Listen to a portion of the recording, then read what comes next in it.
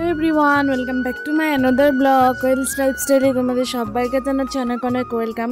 সবাই কেমন আছো অবশ্যই একটা কমেন্ট করে যেও। তো আজকে হচ্ছে বউ ভাতের পরের দিন। হ্যাঁ জানি অনেকের নিয়মেই হচ্ছে যেদিন হচ্ছে মানে বউ ভাত সেদিন হচ্ছে ভাত কাপড় দেওয়া হয়, কিন্তু আমাদের নিয়ম আলাদা, অন্যরকম নিয়মটা আমাদের। তো সেই নিয়মটা বলবো তোমাদেরকে, ব্লগটা দেখতে থাকো, বলবো আমি, একটু অপেক্ষা করো।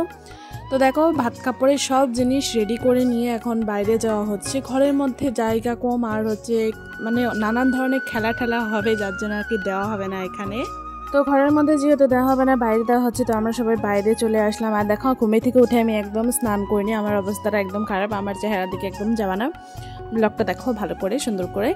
সো এবার হচ্ছে যেহেতু নতুন বৌদি বাড়িতে এসেছে, আমরা কোনো মজার জিনিস করতে পারিনি, কারণ সময় মিলেনি, এত মানে হুলস্থুল এত ইসের মধ্যে কোনো মজা করা হয়নি। আর যেদিন আসলো ওই দিনেও করা হয়নি, সবাই হচ্ছে নাচে ব্যস্ত ছিল, মানে এগুলোর প্রতি কোনো ধ্যান দেওয়া হয়নি।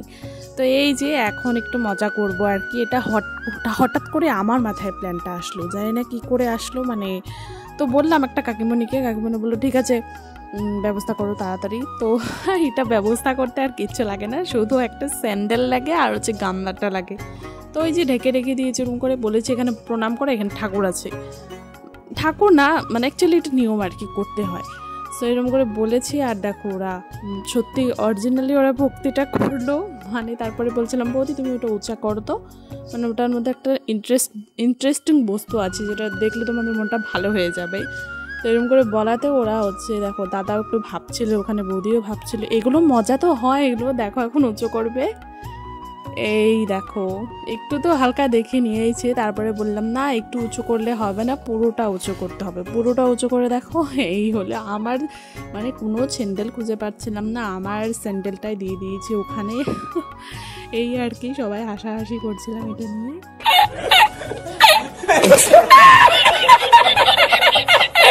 নষ্টি ফষ্টি সব আমি তোমার সংসারের দায়িত্ব নিলাম, সবাই দেখে রাখো।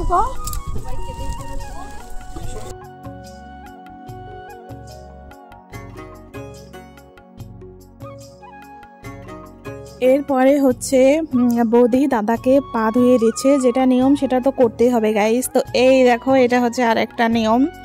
তো এগুলো অনেক আগের যুগের নিয়ম সত্যি বলতে। তো নিয়মগুলো যখন চলে আসছে পরম্পরাগত, যেহেতু পরম্পরা আমাদের করতেই হবে তাই না বলো। সো এই আর কি করছে। তো ঝাঁটা দিয়ে মারতে হয়, লাঠি দিয়ে একটু মারতে হয়, তো পা দিয়ে নাকি লাথিও দিতে হয়। তো দেখো দাদা কেমন করে দিচ্ছে, সবাই হাসছিলাম আমরা। ও তো রীতিমতো ভয় পাচ্ছে ওর বউকে দেখে, এমন একটা অবস্থা। তো যাই হোক, তো এইসব নিয়ম করে এখন বসবে হচ্ছে এই যে এটা হচ্ছে কি দিয়েছিল এখানে, দই দিয়েছিল, পান্তা ভাত না কি দিয়েছিল ঠিক বুঝতে পারছি না আমি। তো যাই হোক এইটাকেই বলে ভাত কাপড় আমাদের। তো এভাবেই ভাত কাপড় হয় আর কি। এবার হচ্ছে ওরা দুজনকে খাইয়ে দেবে। এই মুহূর্তটা সত্যি ক্যাপচার করার মতন, কারণ প্রথমবার হয়তো বিয়ের পরে আর কি, প্রথমবার হয়তো ওরা দুজনকে খাইয়ে দিচ্ছে। আমি দেখিনি, বৌভাতের দিনেও হয়তো দিয়েছি, কিন্তু এটা আমরা দেখলাম আর কি।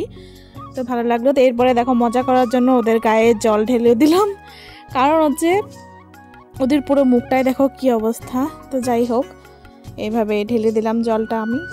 তারপরে চলে আসলাম স্নান করে, ঠাকুর ঘরে একটু ঠাকুর নমস্কার করে নিলাম। আর বিয়ে বাড়ির অবস্থা তো জানোই কি হবে, ঠাকুর ঘরের অবস্থাও সেই রকমই আর কি। তো যাই হোক স্নান করে আসলাম, এখন হচ্ছে স্নান করে এবার খেতে যাব আর কি, খাওয়ার জন্য যাব। তো চলো যাওয়া যাক। ভাত নিয়ে নিলাম, এখানে আরও অনেক কিছু রান্না হয়েছিল, সব কিছু তোমাদের দেখাতে পারছি না, মানে এত এরকম করে আমি তো ভিডিও করি না।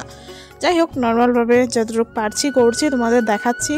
তো এই যে এটা হচ্ছে মুড়ি ঘন্ট, এখানে স্যালাড দিয়েছে, তো আরও আছে মাংস তরকারি আছে, আর অনেক কিছু আছে। এসব খাওয়া দাওয়া করে ঘুম দিয়েছিলাম, একদম অনেক টাইম ঘুমিয়েছিলাম, অনেক টাইম না মানে ধরো শুয়েছিলাম ওই 2 ঘন্টার মতন, আমি ঘুমিয়েছি মাত্র 30 মিনিট। সবাই ঘুমিয়েছে, এখানে দেখো দিদি ভাই কাকি ওরা অনেক টাইম ঘুমিয়েছে। তারপরে একটা কাকি হচ্ছে তরমুজ কেটে আনলো, তো তরমুজ খেলাম আমরা সবাই মিলে। আর এই দেখো বাচ্চা পার্টিটা কীরকম অত্যাচার করছে, এরা ও বলছে ওকে ছি ছি ছি ছি ছি ছি ছি বলছে ওকে। যাই হোক, অরিজিনাল ভয়েসে শুনতে পারলে ভালো লাগতো। এরপরে হচ্ছে গিফট দেখছি আর কি সবাই মিলে। তো সোনার গিফটগুলো প্রথমে দেখা হলো। সোনার গিফট দেখে এরপরে হচ্ছে এখানে আসলো এই যে কি কি দিয়েছে বড় বড় গিফট, ওইগুলো খুলতে সবাই ব্যস্ত।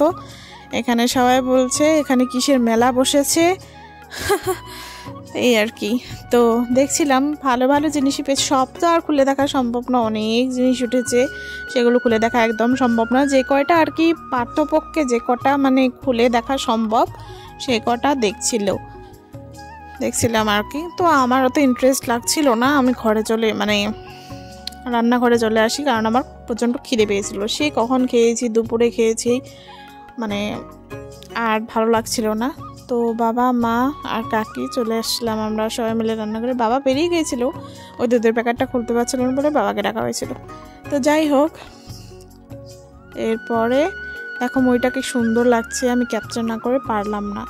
এরপরে দেখো কতগুলো লোক, বাড়িতে অনেক বাড়ি ভর্তি লোক, মানে কি বলবো আর।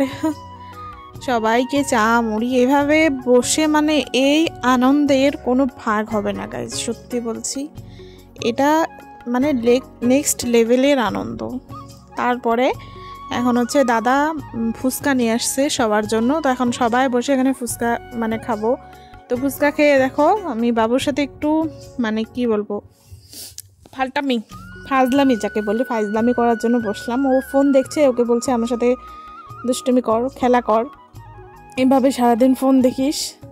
তো ও কিছু কিছু বলছিল। যাই হোক, রাত্রে খাওয়া দাওয়া করে এসে এখন যাব শুতে। তো রাত্রে খাওয়া দাওয়াটা আর ক্যাপচার করতে পারিনি, যাই হোক বাদ দাও। এখন যাব শুতে। তো ওর সাথে একটু